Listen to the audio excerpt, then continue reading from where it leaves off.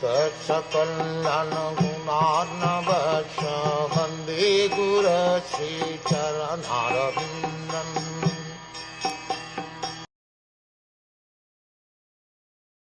O king, whenever the yogi desires to leave this planet of human beings, he should not be perplexed about the proper time or place, but should comfortably sit without being disturbed, and, regulating the life air, should control the senses by the mind. In the Bhagavad Gita, it is clearly stated that a person who is totally engaged in the transcendental loving service of the Lord, and who constantly remembers him at every step, easily obtains the mercy of the Lord by entering into his personal contact. Such devotees do not need to seek an opportune moment to leave the present body. But those who are mixed devotees, alloyed with fruitive action or empirical philosophical speculation, require an opportune moment for quitting this body. For them, the opportune moments are stated in the Bhagavad Gita.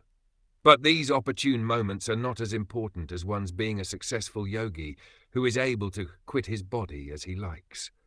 Such a yogi must be competent to control his senses by the mind.